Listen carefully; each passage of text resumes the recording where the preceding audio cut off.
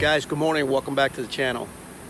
Today finally is move day, so we're going to pick up where we're at right now, and we're going to be heading a little further west and north. We're going to be going to a place called Bainbridge, Georgia, and I'm going to bring you that, and I'm going to bring you a special treat this morning, so stand by.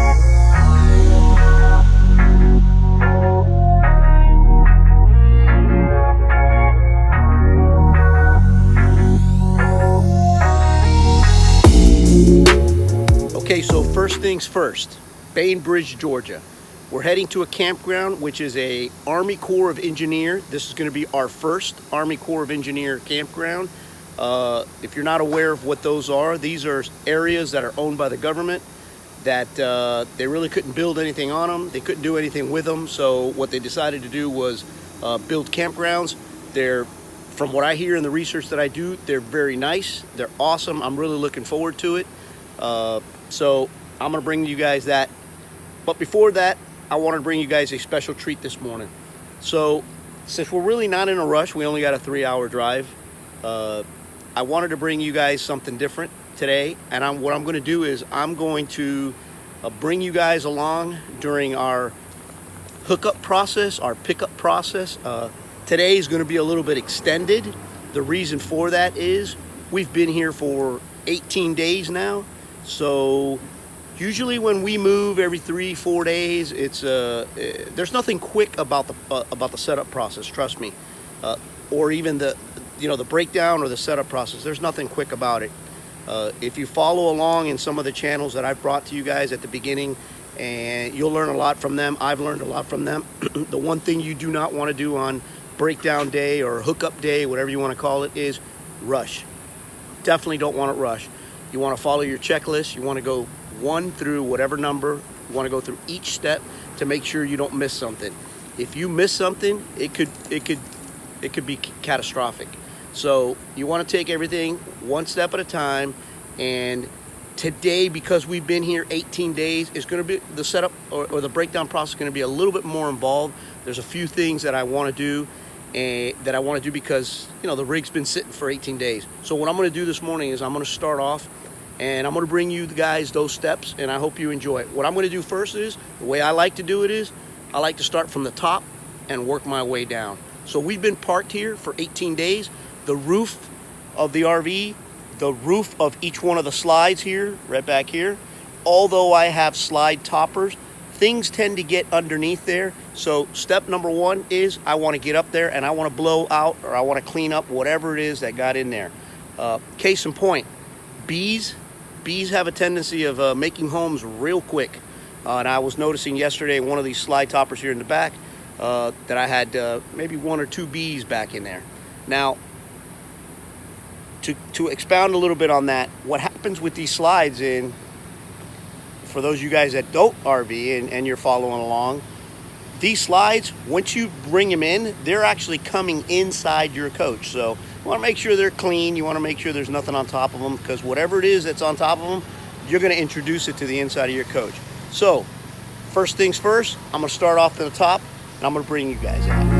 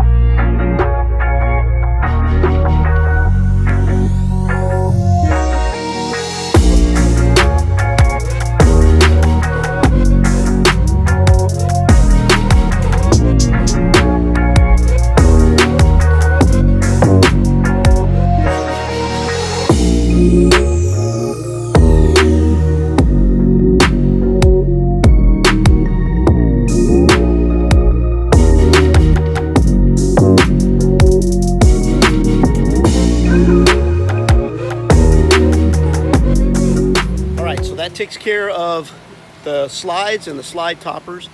In case you're wondering, the roof of the RV, the actual roof, I do maintenance on it like once a month. Today's not the day. There's a bunch of pine needles and stuff like that. I saw it when I was up there. But as soon as we hit the road, those will be gone. So we're done with the slide toppers, like I mentioned.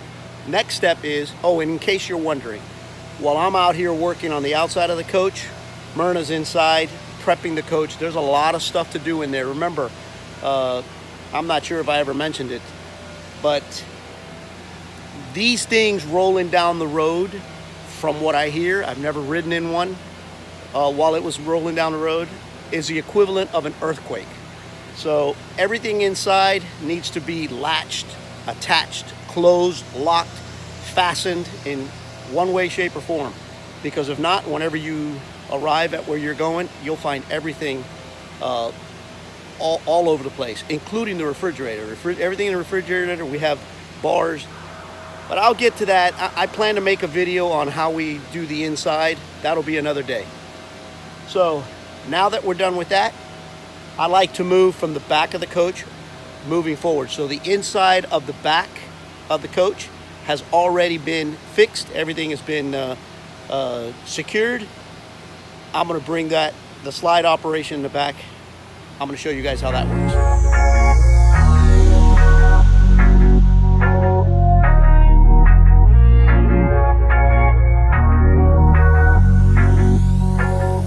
All right, now we're on the other side of the coach. I'll bring you how this slide goes in.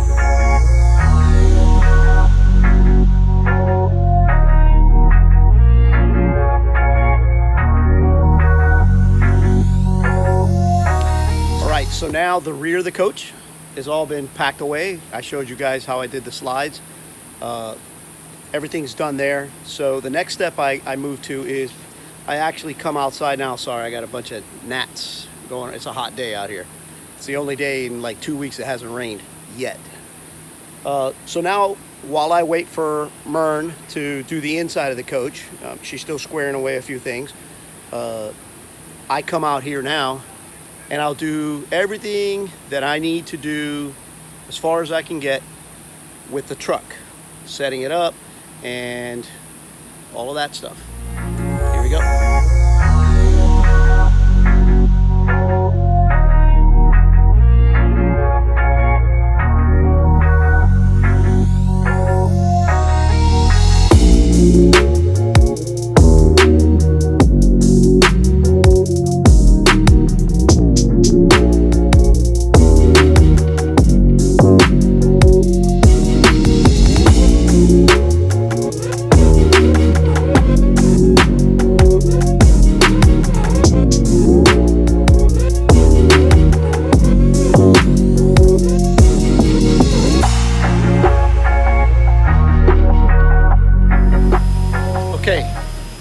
So everything pre-hookup or pre-hitching has already been done in the truck.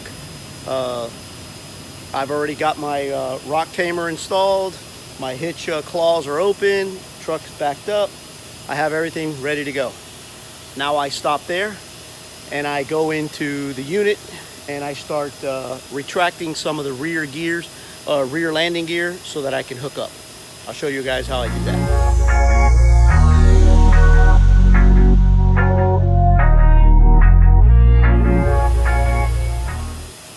Okay, now that the landing gear has been fully retracted, I went around and make sure that it's all at the level it's supposed to be. Now I got to lift the front side, the front landing gear, and kind of give it an eye. I don't use the automatic hitching system. By the way, this has an automatic hitching system. But while I was here at the park, I did some recalibration of zero. I set the zero, so I didn't, that's been thrown off. But this actually has the ability to, you press hitching, and it goes back to the same height of where you left off at. So that's a great feature. I use it most of the time. This trip I can't use it, so I can't show it to you guys. But what I'm going to do now is I'm going to physically or manually lift it to what I believe is the right height. I'm assuming that's close. This is going to take a few tries.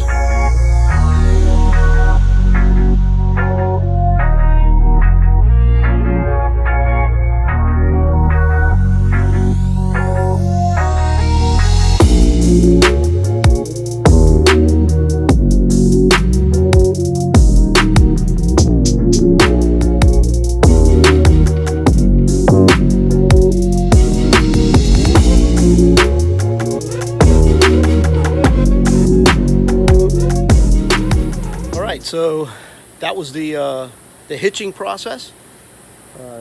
This is the part where you got to pay really close attention, and there's one more test that I do, which is the actual pull test or push test. Highly recommended. That's where you leave the chocks on the tire and you back up, or you pull forward a little bit to make sure that you are completely hitched, so you don't have the trailer falling on the bed of your truck. That would be a very bad day. So this part is done. Now everything's by steps. Now we move into the inside. By this time, Mern have already finished the bedroom, or everything that has to do with the bedroom, and then I bring in those slides.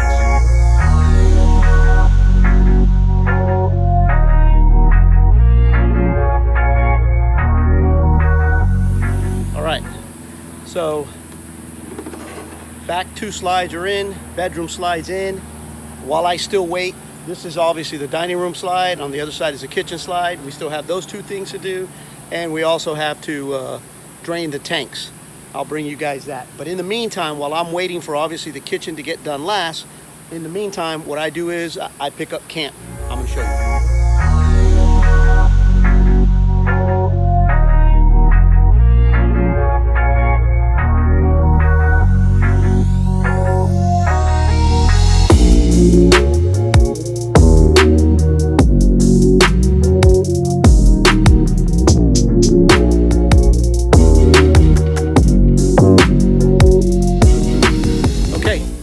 Camp is basically picked up.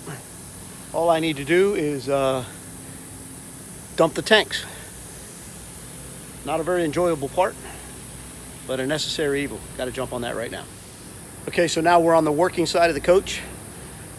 This is where all the handles are, where all the tanks are. I'm going to start off first dumping the black tank.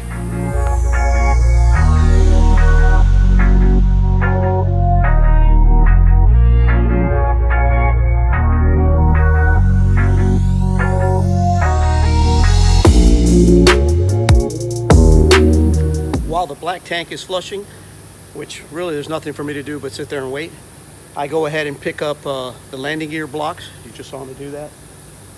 And I do a few little odds and ends. I open up the storage compartments where my water hose is going to go, where my electrical surge protector is going to go. I do that while the tanks are flushing.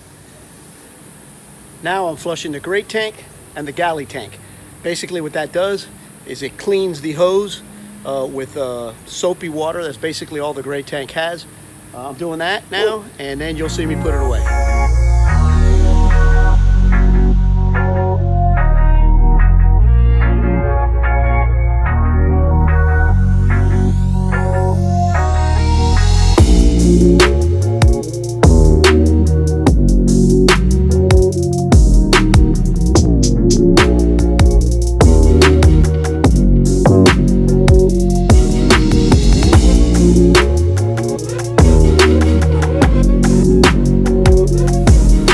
Okay, so gray tank is flushed. Just finishing up the galley now. And then we'll put all this away. Close the hatches, bring in the other slides, and we're off.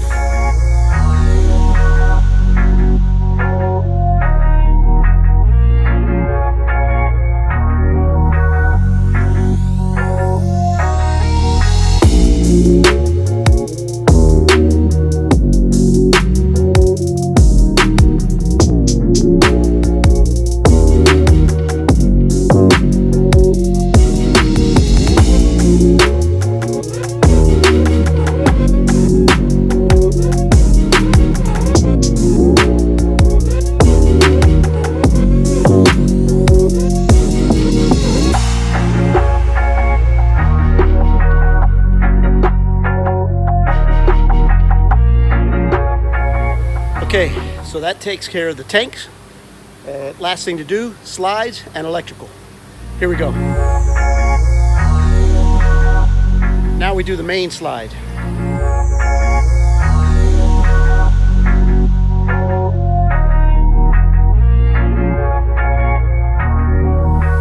So that took care of the main slide, and you saw me put the main entrance ladder away.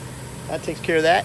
Next thing, almost last, I leave it for last, is putting me away in the truck.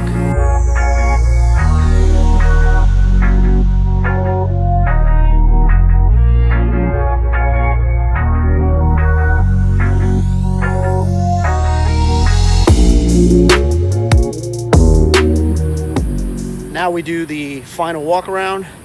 That happens with Myrna. Like I mentioned before, she's not big on camera, so I won't videotape that. And then right before we take off, I set up all my electronics in the car.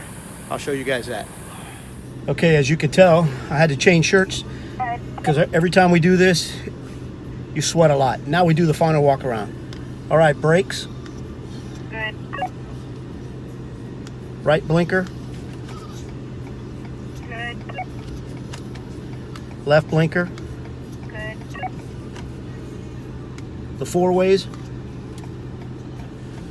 Good. Okay, now I'm going to back up and make sure we're hooked and give you the opportunity to pull that chock.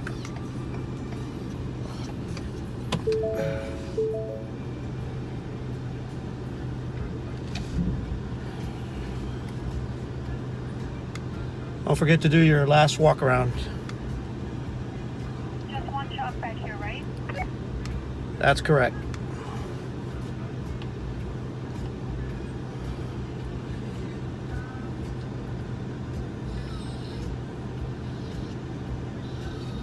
All right, that's the walk around. Now I'll hook up my electronics. I'll show you. All right, first thing that goes up is the Garmin. Bam, that's in spot. Next thing that goes up is the Furion. And it goes right here. This is basically it right here. I just got to plug this in here. And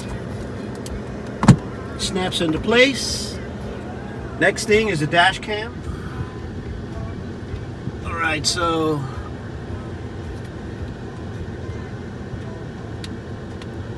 my dash cam.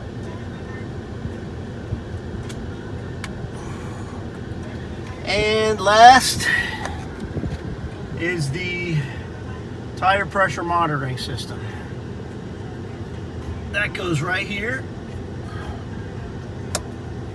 And that one gets turned on just like that. Within a few seconds, as you can see, gives me a reading of all my tires. We're good to go. If I flip this switch here, everything else comes on.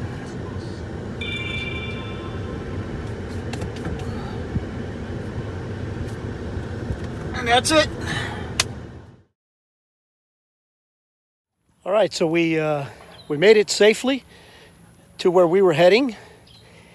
And I'm not sure if I mentioned it earlier. So we're in Bainbridge, Georgia. We're actually at a campground, which is a Army Corps of Engineers campground in Bainbridge. It's a pretty nice resort. Not too many people here. It's like $22 a night with electric and water hookup. There's no sewer, but there is a dump station. I'm out for my early evening walk with Mia. There she is right there. And when I get back, I'll show you guys a little bit around this park. So there's 3 loops. There's A, B, and C. We happen to be staying at C31. C is right back here. This is C loop. Right here. We're way back off into the distance over there. So this is C loop. And right across here is B loop. This is B loop. You could tell, I mean, I mentioned earlier, ain't that many people here. I think I counted maybe 6 campers. 6 campers. So it's cool. It's nice and quiet. It's a little humid, but surprisingly being by a huge lake. By the way, that's Lake Seminole. And we are literally right on the Georgia-Florida line. We are, as a matter of fact, as we were taking the back roads to get to this particular campground, is where we crossed the state line in these small little roads. So this is This is C loop, okay? B loop, and A loop is up that hill. So this is our site here. We're in C loop 31, and we back up to Seminole Lake. And not only are we backed up to Seminole Lake, directly out our den window or main dining room window, we have a direct shot of the dam. It's right across. There it is, right over there, off in the distance. Pretty cool. This will be our view for the next 2 days. Good morning, guys. So it's the next day here. Again, we're still in Bainbridge, Georgia, at the Eastbank Army Corps of Engineers campground. And the plan for today is just a little chilling out. I'm gonna tell you right now, it is extremely hot out here. As you can see over here to my right is the lake. And what I'm gonna do today, I'm gonna take my bike and I'm gonna go ahead and ride around the campground. I didn't show you guys yesterday. I didn't show you Loop A. We're gonna go take a ride out there and I'll show you guys Loop A. And then what I'm going to do is I'm gonna take a ride out to the actual dam. There's a road here that connects it. Now the interesting part about this is that while we're in Bainbridge, Georgia, the dam is about 1.5 miles or 2 miles up the road here. The dam is actually in Florida. So for the first time ever, I don't know, maybe you guys have done it. I've never done it. I'm actually gonna ride my bicycle from one state to the other, across state lines. That should be kind of interesting. But we're gonna head out there after I do the little ride around. I wanna go check out Loop A and I'm gonna bring that to you guys. All right, so here is Loop A. Again, come up this road here. If you go that way, you go to Loop B and C. If you turn right, you come over here to A. Here's a quick look at Loop A. This site right here, as a matter of fact, A1, right here. This was originally our site. Don't remember why we changed it. I think it had something to do with all the trees blocking the view. But I gotta admit, it would have been a cool site also. So that's A1, and as we go this way, not sure what that is over there. I think it's some sort of boat ramp. Let's go check it out.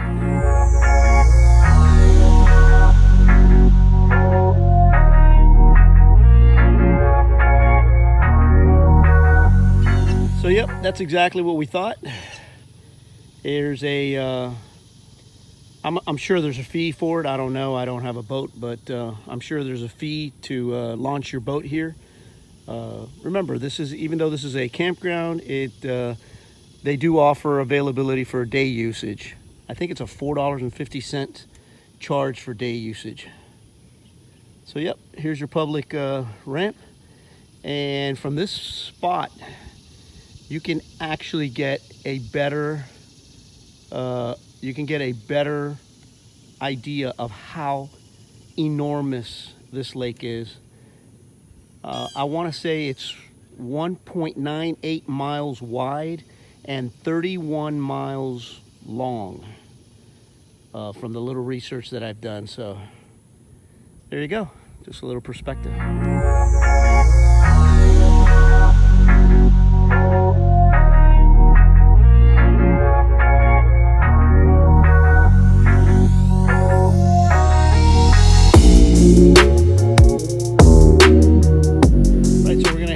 To the dam. Here's the entranceway. There you go, U.S. Corps of Engineers. And this is called Dam Powerhouse Road. Okay, so we're midway down, or 3/4 of the way down on Powerhouse Road. If you look right there, that's our actual RV. Now the cool thing about it is, as we approach the dam, remember I talked to you guys about the state line? Right now we're standing in Georgia. Check this out. So as I turn around, I run into that. So my idea was to ride my bicycle from one state to the other. Well, that's not going to be possible because I couldn't bring my bike back here. But what I am going to do is I'm literally going to cross from Georgia back into Florida on foot. And there we go. Just did that. Pretty cool. Okay, so we made it down here to the working side of the dam, or the locks, whatever you want to call it. Honestly, I don't know the difference. I'm gonna flip the camera around. I'm gonna show you guys. This is pretty interesting. So check out these folks actually down here fishing.